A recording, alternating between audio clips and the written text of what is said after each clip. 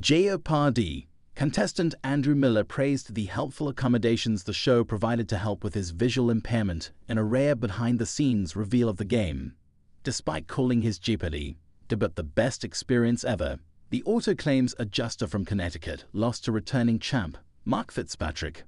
Mark, who is also from Connecticut, and Andrew went up against Gino Montoya, an attorney from Albuquerque, New Mexico, on Tuesday's game. Before he was able to watch the episode, Andrew took to an online fan forum and commented about his experience. Andrew here. Haven't watched yet, but just want to say this was the best experience of my life. The crew on set was amazing. I'm visually impaired and they made helpful accommodations to the gameplay and would chill about me knocking stuff with my cane all day, he wrote. He also took his loss with grace, adding, "These were definitely not my categories, which made it easy to cope with the owl knowing my opponents had played so well on such a challenging board. GG boys." Andrew began with a strong lead as he added $1,000 to his score after correctly guessing the game's first daily double. However, Mark secured the lead heading into the first break with $5,400 while Andrew was behind with $2,000 and Gino had $1,000. Mark found the second daily double, which added $3,000 to his score of $10,800. Despite Gino's lead most of the game, Mark got ahead when he also found the third daily double, which gave him another $3,000. Heading into Final Jeopardy, Mark secured $21,200 while Gino secured $17,400 and Andrew had $4,600 for his total. The last category was World Flags, which host Ken Jennings raid. The 12 stars on its flag symbolized perfection, not geographic or political units. What is the European Union? Was the correct response, however, in another triple stumper. All three players got it wrong. Unfortunately for Gino, he chose to bet it all, leaving him with just $0 by the end of the game.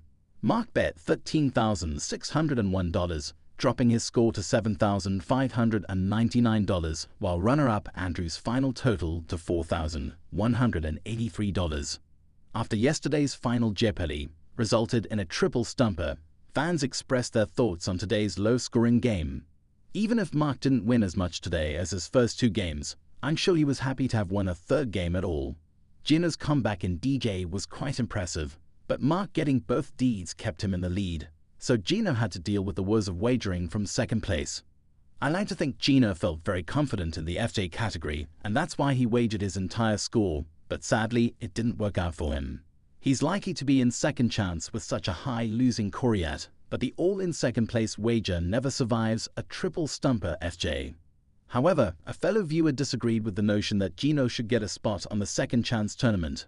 Yeah, I am not sure that I agree that someone that blew the wager should get a second chance. If he bet to get $1 more than the leader he would have won, losing on bad wagering should not get you a second chance, they wrote.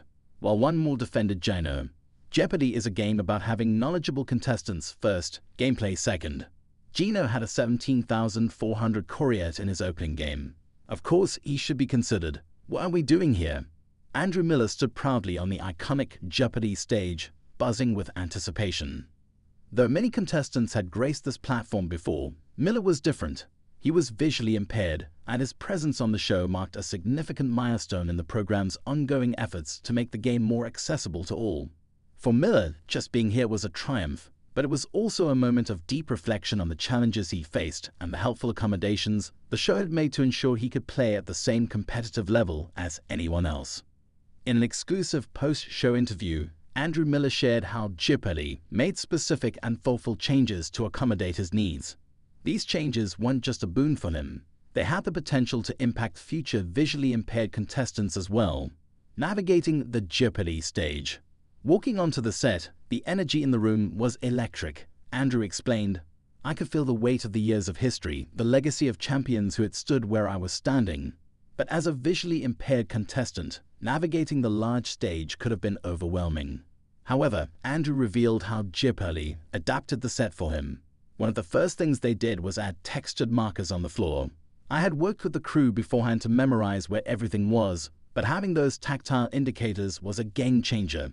I could confidently move between the contestant podiums without feeling disoriented. The setup, typically designed for visually able contestants, was transformed. Buzzing in to answer is one of the most intense and crucial aspects of Jeopardy. For Andrew, though, it presented a particular challenge. Timing is everything when it comes to buzzing in. As a visually impaired contestant, I couldn't rely on watching the lights to tell me when I could buzz in.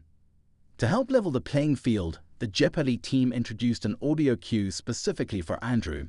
Instead of watching for the lights, I had a slight sound that told me when it was time to buzz in. It was incredibly subtle, nothing the other contestants could hear, but it gave me the edge I needed to compete fairly. Andrew was quick to point out that the sound wasn't a foolproof solution. You still have to be fast. You're competing against the reflexes of two other sharp minds, and even with the audio help, you can still miss out if you're not quick enough. Despite the added audio cue, Andrew had his fair share of competitive struggles. As the game wore on, he found himself in a fierce battle with fellow contestant Mark Fitzpatrick, who was lightning fast on the buzzer. Mark's speed on the buzzer was impressive. Even with my cue, it sometimes felt like he was just a fraction of a second faster. Reading the clues. Another challenge Andrew faced was accessing the clues in real time. Typically, contestants rely on reading the questions displayed on the big board, but for Andrew, this wasn't an option. To address this, the producers developed a system where clues were orderly fed into Andrew's earpiece simultaneously as they appeared on the screen. The voice in my ear was a lifesaver, Andrew shared. It wasn't just a generic reading. It was a well-paced narration that kept in sync with the game. I could focus entirely on formulating my response without feeling like I was falling behind. The challenge came, however, when there were visual clues, such as pictures or video clips. Those were tricky, Andrew admitted, but they handled it really well.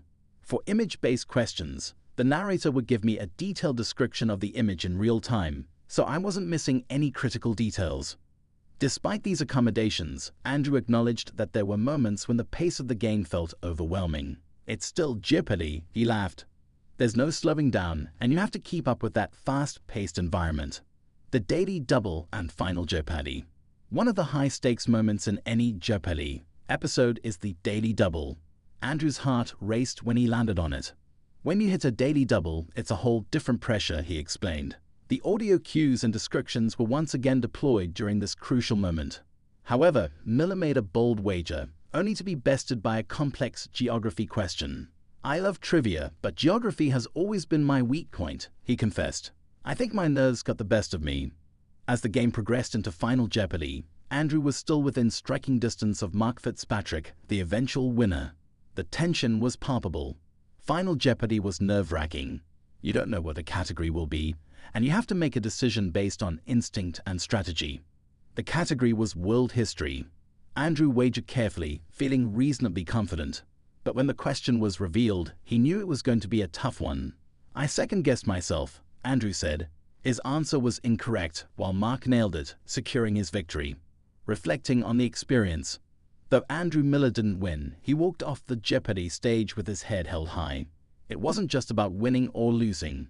For me, it was about showing that people with visual impairments can compete in any arena. The show made thoughtful changes that didn't just accommodate me, but made me feel like a true competitor. Andrew hopes that his appearance will pave the way for other visually impaired contestants. I want people to know that it's possible. You can be a part of something like Jeopardy, even if you have limitations. I'm proud of the fact that the show took my needs seriously and worked to find solutions that kept the integrity of the game intact. As for what's next for Andrew, he's not ruling out another shot at trivia. I've got a few more quiz shows in mind, he joked. But Jeopardy will always be special. Win or lose, just being on that stage was the highlight of a lifetime. And as for Mark Fitzpatrick, the new champion, Andrew had nothing but praise. Mark was incredible. He played a fantastic game, and he deserved the win. I'll be cheering him on in his future matches. Andrew's journey on Jeopardy was more than just a game. It was a moment of breaking barriers, both for himself and for others who face similar challenges.